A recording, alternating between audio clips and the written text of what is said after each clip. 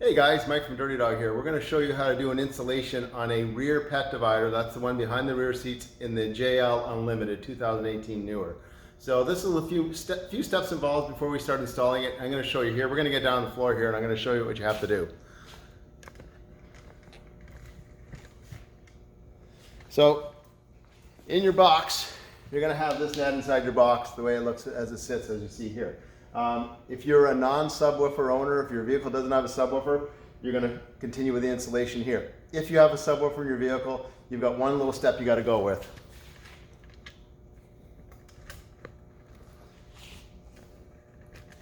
If you see on this one here, you see on this one down here, we've got a cutout in the corner. We've cut out two of the boxes and we've cut out one of the straps to the side here. What this does, this gives allowance for around the subwoofer that's on the left-hand side of the vehicle, on the right-hand side of the vehicle that you can cut out. Now, it will install. If you don't cut this out, it just kind of crumples up a bit in the corner there. You want a nice clean install, cut it out. I tell people if they're not sure they're going to be happy with it, they may want to return it.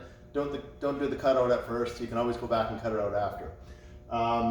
From here, we're going to install the bars. This is a top and bottom bar on this that pulls it tight. It's pretty good, and it does protect your windows because it's got some straps to the side that keeps the dogs from getting at your windows as well too. So let's move on to the next step.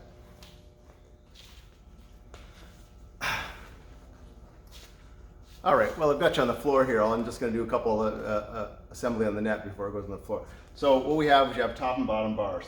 On the top, it's a two-piece bar. There's a 25-inch piece that's swedged on one end and a 33-inch piece. Put them together, they slide through your top bar.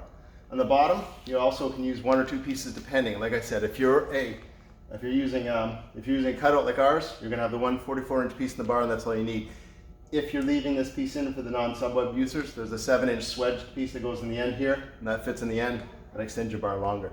So that's ready to go in, but let's go and put some stuff in the truck first.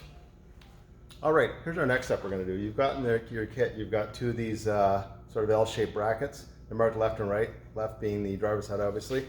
And they're going to go mount on one of the screws just above your seatbelt, rear seatbelt holder here. What we've also supplied in the kit is the Torx 25 bit that goes on the end of your Jeep tool that you got with your Jeep, the toolkit. So it just slides in there and you're just going to pull this off. Okay, once you got it out, you're just going to put the screw back on your bracket. The hook's going to face forward and you're going to tighten her up using your tool. Okay. Just tighten up. Don't over tighten it. You don't need to put it on that. You don't have to crank on it. We've done the other side now. So now let's go. We're going to hang the net on. Now we've got the bars now. We're going to hang the net on. So I'm going to leave the camera here. You're going to see how I can do it from this side.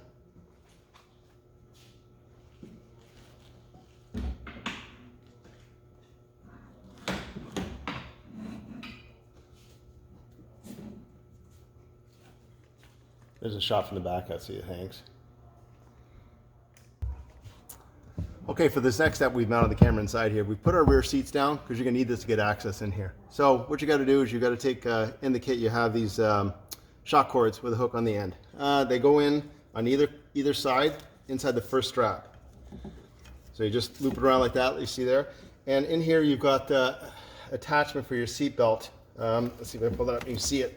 In here, there's an attachment for the seatbelt. You're just going to put the hook there next to the seatbelt. It's going to hook on the same loop. So we're just going to fit that in. And maybe you can get a look at that. You can see how it's hooked on there. And we're going to do the other side, the same thing. Okay, moving along here. We're going to install a couple you got to get two of these. They're about 20 inches long, these 1-inch wide straps. And they're just going to go around through the ring here. Make sure these are they're not crumpled up and just sort of overlap them nicely. You see there?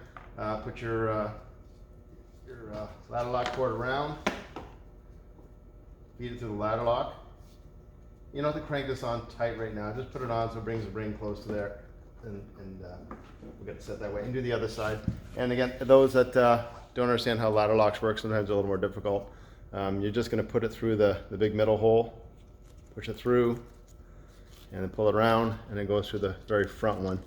So it kind of looks something like that if you can see it in the video there. And it just pulls tight. That's how it is. So we're going to do that to the side, the other side as well here. Okay, now that we've got both sides installed, don't worry about putting them in tight. We're putting straps up at the front first, so just put them on loosely on both sides. Make sure your seat belts are on the outside of the net so that anyone in the back seat can use the seat belts. Okay, we're going to go around to the front now. Okay, we're down here again. In your kit, there's a couple of one shops that are about 60 inches long, and I'll show you where these ones go now. So you're going to count down 1, 2, 3, your fourth grommet hole from the bottom on the net here. So count at the top, count your way down, fourth grommet hole. Put your strap in through behind. You'll squeeze that strap through the grommet. You can see there we just pushed it through the grommet, and you're going to pull it as far, almost all the way through, 3/4 of the way, about that far through, almost full all the way through. You're going to loop it around your door keeper right here. You see this? Okay. And you're going to feed it through the ladder lock like you do the other ones. These straps are probably a little longer than you need, but we give you extra in case you need it.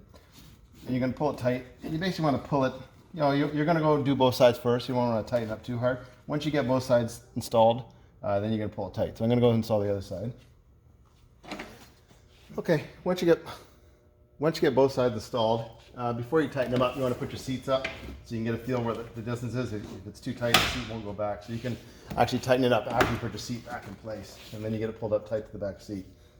And that's the same with both sides. Get it pulled tight so it pulls nicely, and pull your net across so it's even both sides. Okay, we got one last strap to install here in the back. Here's the final two straps that go on. These aren't necessarily needed if you're going to leave your seats up all the time. If you put your seats down, the net will pull forward. If you do have a dog back, you can push it forward and these will move around. So these are here as an extra safety strap for when you keep your seats, if you have your seats down, you want to keep it separated. And they go on pretty simply. They just wrap around the bottom bar.